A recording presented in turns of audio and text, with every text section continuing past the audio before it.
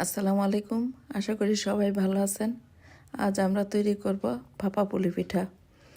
চুলায় একটা পাত্র বসিয়ে গরম পানি দিয়ে দিলাম। আমি অল্প করেই বানাবো। দিয়ে একটু লবণ দিয়ে দিলাম। পানিটা বলক আসলে তবে চালের গুঁড়া দিয়ে দেব।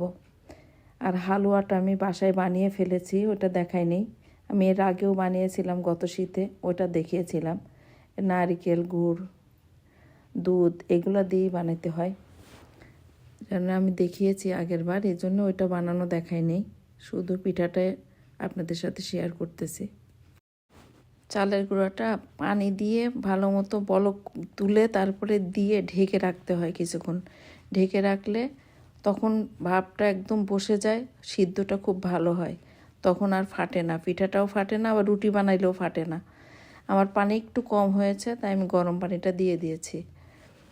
এটা কিছুক্ষণ রেখে আবার আমি ঢেকে রাখবো। ঢেকে রাখলে ভাপটা বসে যাবে, তারপরে আমি এটা ময়ান করে নেব। ময়ান করাটা আমি দেখাবো। আর যত বেশি ভালো করে ময়ান করা যায় পিঠাটা তত ভালো হয়।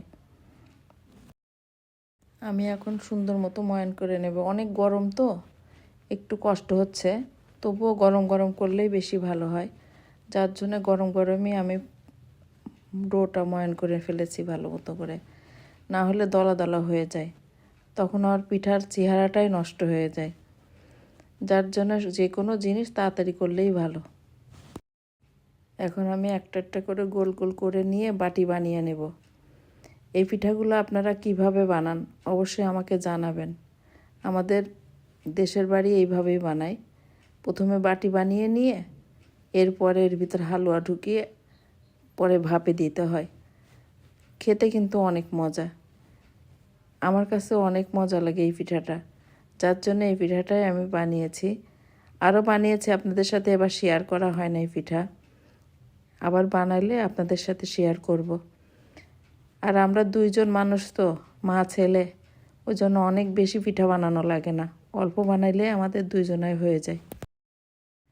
পিঠাগুলো বানিয়ে ভাপে দিব। আর যেই পাত্রে আমি ময়দাটা ময়ান করেছি ওই পাত্রে আমি ভাপে দিব। নেটের একটা জালি বসিয়ে দিয়ে পরে বলক আসলে ওখানেই আমি ভাপে দিয়ে দেব। যেহেতু এটারই ময়দা ছিল, যার জন্য সমস্যা হবে না, এখানেই দিয়ে দিব। আপনারা কে কীভাবে এই পিঠাগুলো খান আমাদেরকে জানাবেন। আর এই পিঠার নাম আমাদের ওখানে বলে কুলি পিঠা, কিন্তু ভাপা পুলিও বলে, কিন্তু কুলি পিঠাটাই বেশি বলে। আর এই যেটা ভাজা হয় সেটা ভাজা পুলি। আর দুধ পুলি যেটা, সেটা তো ছোট ছোট করে বানাই। আর এগুলো তো এক একটা সিস্টেম এক এক রকম।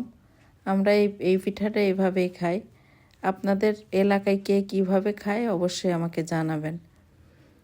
আমার কাছে তো খুব ভালো লাগে এই পিঠাটা, আপনারা একবার ট্রাই করে দেখেন কেমন লাগে। অনেক মজাই লাগবে আমার কাছে মনে হয়।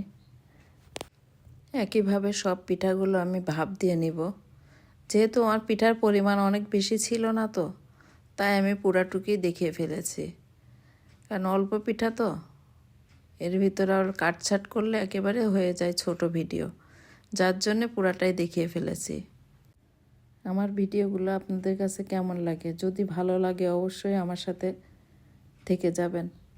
লাইক, শেয়ার, সাবস্ক্রাইব করে আমার পাশে অবশ্যই থাকবেন। অল্প পিঠা বানিয়েছিলাম কিন্তু খেতে অনেক মজা হয়েছে, কিন্তু শেয়ার করিনি কারোর সাথে, যেহেতু খুবই কম বানিয়েছিলাম। ভাবছি অল্প করে বানিয়ে দেখি কেমন হয়, যদি ভালো হয় আর একদিন বানিয়ে সবার সাথে শেয়ার করে তারপরে খাবো। প্রথম দিন অল্প একটু বানিয়ে খেয়ে দেখলাম কেমন হয়। আমার ভিডিওটা ভালো লাগলে অবশ্যই সাথে থাকবেন। আল্লাহ হাফেজ।